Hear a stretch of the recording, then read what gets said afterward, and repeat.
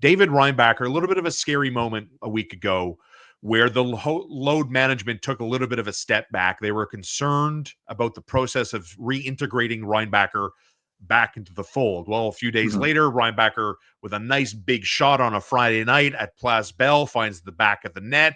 It looks like Pascal Vincent wants to play him in back-to-back games now, starting to maybe get a little bit more aggressive for David Reinbacher. The future top right side defenseman of the Montreal Canadiens. In my head, I see his future as the future D partner to one Lane Hutson.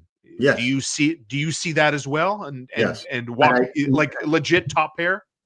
I think he could be a top pair defenseman. Whether or not he's a true number 2, that'll be up for discussion. And, we could project all we want, but he has the tools for it. Now we'll see what he can do.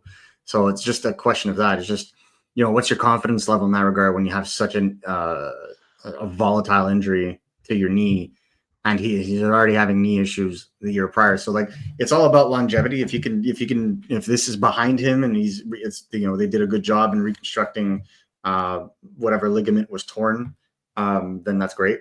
But one thing I will say is it's the tools, it's the way he thinks the game. Like, you can tell he didn't sit on that press gallery and just do nothing, right? He just sat there and analyzed everything that was on the ice and took in everything he took from the coaches. And you can see that he processes the game much quicker now, especially, and that's incredibly important going from such large ice to NHL ice, is that he's thinking the game very well. Now, what people don't see in the highlights is that he's actually quite good already on the defensive side of the puck, and just making sure that, guys are boxed out, that, there's very little in terms of space given. And then if you go into the corners, you're going to pay because he's going to punish you there. That's what I enjoy. That's what's going to make him a good partner for Lane Hutson. What's more encouraging is you're seeing him take more offensive chances and be a little bit more aggressive offensively than he did when he was playing in Clotten. And the reason for that is vis-a-vis talent level in the league, the Laval Rocket are a much better team than Clotten. And you could see that because the way that he went about distributing the puck, and one thing I really enjoyed from yesterday was that power play sequence. But you look at a guy like, say, Philip Meshar, who was passing the puck left and right yesterday on that same power play, he leaves himself completely open for shots. But what's really good about him is when he receives a puck, he can also take right off. So that added mobility will make him a little bit harder to defend from an offensive perspective when the Canadiens are able to establish pressure in the offensive zone and prolonged possession of the puck in the offensive zone. So he, I think, is going to be someone that meshes really well with Lane Hutson in that regard at 5-on-5. I'm interested to see if he can man a second power play wave on a regular, because then if you have him and Reinbacher, if you have Hutson and Reinbacher 1-2, then it makes the process much simpler. And don't forget, we'll see what happens. I don't know what the future has in store for Logan Mailloux, but this guy's offense is supposed to be quite something. And the rest of his game it finds its form. And if there's a future for him, it's going to be interesting to see that process unfold. But the question I have, if I go back to the Canadiens' run to the Stanley Cup final, right? Mm-hmm. They beat Toronto, smoke Winnipeg, 6 games against Vegas, lose in 5 to Kucherov, and the Kucherov still aggravates me the way he spoke about the market, but whatever. One of the themes there, outside of Phil Deneau and Carey Price, was how nasty the Canadiens were in their end, especially in front of the net. When I ask you now about the Canadiens' toughness, intimidating factor on the back end, is it good enough? Are they mean enough? No. Right. Not at this point. I think Jack Guy's done tie that into Reinbacher too. He doesn't bring that element, right? He's not Chris Pronger. He's a tough customer to deal with in the corners. He's learning more and more that's going to be something he's going to have to do. And in the games I've seen in Laval, he's been very, very good at using his body. And I think that's the key here, right? Is you have that frame, you got to use it, bud. So that's good for me. I think Jaden Strubal's shown very good physicality. I think Jack Guy has harnessed his rage in the form of nice open ice hits, as opposed to just having to clobber people. I think it's a better use of his time. Lane Hutson's never going to be the most physical, but he's never going to back down. For me, it's Caden Gooley. If he's able to piece together, full healthy seasons and keep that physicality going, then fantastic. And then obviously Alex Carrier is not the most physical either. So kind of understandable in that regard. Logan Mailloux is a very, aggressive defenseman in every sense of the word. No kidding. So I think that's a good thing to have. And I don't know that that's very much part of a guy like Adam Engstrom's game, but he, again, a player that can use his size nonetheless. So right. I think they have a good combination of it. But if ever they really have to get mean, we've seen it time and time again. You just throw a third round pick in the wind and you'll be able to catch a third pair of physical defensemen. Yeah. Because I like what you said about Arbor Jackeye. The one thing I would add, he's more controlled and choosy. And again, a compliment to the coaching staff. And I think David Savard, who's been a very impactful teammate for Jackeye's own confidence and own development at this level. Jackeye is no longer a story, which is the most important thing for a third pair defenseman, right? Agreed. But like here's where my I get clouded sometimes. Okay. Lane Hutson and Jaden Struble, I love Jaden Struble. The fact that dude, what he said about Hutson, about how the challenge of playing with Hutson and how it's made him better is that he doesn't know him well enough, so he's got to be sharp and on his feet because he has to anticipate what 48's going to do. So it's made him play a better, more concentrated game. But is Jaden Struble looking the way he is because he plays with Lane Hutson? And you're led down the path to believe that he's now past Arbor Jackeye on the depth chart? Like that's that's where I'm getting. That's what I want you to answer here. I think it's because Jaden has way more experience playing both sides of the ice. I think, when he was playing in Northeastern, for example, Jordan Harris was playing left, he was playing right. Right. When they were on the same pairs together. So he has more of that ease, that fluidity. They've tried Arbor Jackeye on the right, not ideal. And they've decided to make that partnership with Savard a thing. And that's totally fine because, the Matheson is being asked to play with Carrier because they're going to be more in the shutdown kind of role. And on the left side, that's the guy you want when you have to figure out that, Caden Gooley is not there.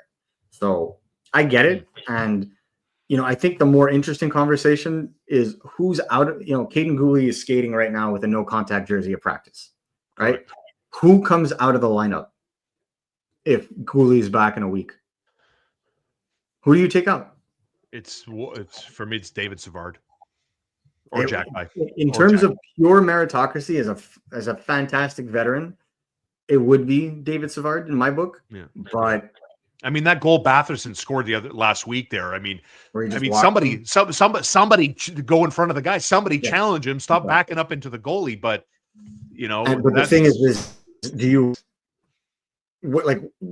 you play Jackeye with Matheson? Is that a better pairing? Like, it becomes a question of what does the pair look like as opposed to which player should be removed. So when you look at a guy like David Reinbacher, the way he plays, you're never going to have that problem. Agreed. You're never going to question yourself. You're just going to be like, the guy is predominantly solid to begin with.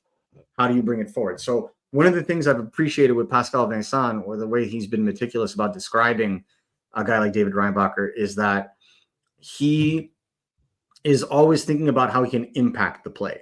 And I think that's the key for a modern day two-way defenseman, is that when you have a guy like Lane Hutson is always about go, getting the puck, moving it out, getting to the offensive zone, and then just dangling people out of their pants to make open space for the forwards, and he delivers the puck. A guy like David Reinbacher is more likely to assess, calm things down, and then attack. Right. It's not going to be like pure electric counterattack. And I feel like that is, obviously carry over from being playing in a more professional setting with men at such a young age in Europe.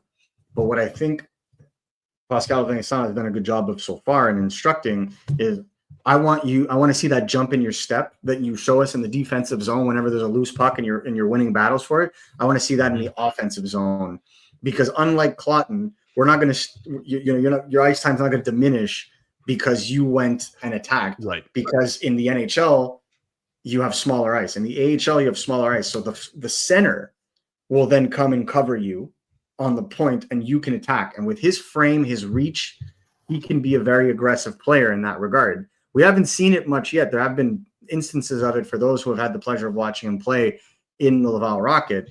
But where I think he's really going to be able to take off is when his timing is going to get there. Because you saw there's been other games where he's had the opportunity that he had on Friday night where he shot that bomb from the point on the power play. He's had opportunities like that, and it was just a timing issue or maybe a hesitancy. Little by little, that hesitancy is going to go away, and I think that's when you're going to start seeing production on the stat sheet. But from the advanced numbers, he's looked excellent, and I think that the Canadiens fans are obviously concerned when they see that he may skip a game or two. I guess that's fine. Part of the process. It's part of the process. But what I can tell you is, and I think Kent Hughes actually confirmed this, there's no ligament damage. There's no structural issue with his knee. It's just a question of managing inflation and making sure that they're not doing it. Because considering if you go back to see what his injury was and what the time frame was, he had his surgery the beginning of October. That's right. And they said 5 to 6 months. Oh, he's ahead of schedule, baby. It's great stuff. So just to take that all into context, and the fact that he's playing the way he's playing, and he's I'd say the last 3 games he's played have been quite complete games. If he can continue that into the playoffs, because the Laval Rocket will make the playoffs. Oh yeah. They broke Rochester when they swept them a couple of weeks ago, and they've just cruised by them. They will make the playoffs. I feel like very confident at this point. As the number 1 team in the conference. Yeah.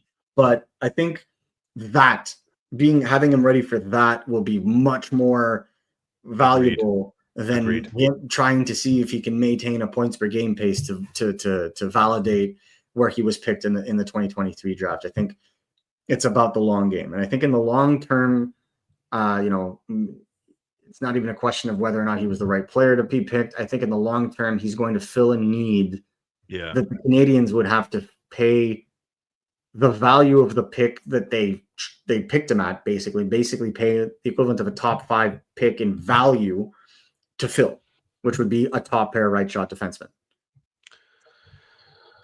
It's a good time. I keep telling you every week, it's a good time to buy stock in the Montreal Canadiens. Maybe a little too late now. But you look at a guy like Seth Jones, for example, right? Seth Jones was traded for a first-round pick and a guy that was picked in Spencer Knight, 13th overall. That's about the value of a top 5, top 10 pick, right? So you're giving that up anyway to pick up to get a player like a Jones, for example. Yeah. Or if you can be that number 1, number 2 right shot guy, that's the kind of value that you should be expecting. I'm not saying that he's going to be better than Michkov. That's a debate for everybody else to have on another day. All I'm saying is that's the kind of player the Canadiens envisioned, and that's the kind of player that Pascal Vincent thinks that he can be from his time spent with him. Yeah, I love he talked about kind of like a Josh Morrissey kind of thing, that's Pascal Vincent. That's Pascal Vincent. Well, it's because that's the best defenseman that he's ever had to develop. That's right. That's that level. He's correct. He had Zach Werenski, but Zach Werenski was already a finished product under him. Right. It's a different story. But when you look at, in terms of styling, if he could have the same kind of impact as a Jacob Slavin in Carolina, that's the mold. That's what I think the Canadiens were looking for. Right. Marco D'Amico, always a treat. Just the best stuff as always. Follow him online at MN D'Amico. Marco, thanks. And we'll catch up again next week for another exciting week of Habs content. Let's see where this roller coaster ride takes us. Marco, thank you, brother. Always a pleasure, guys.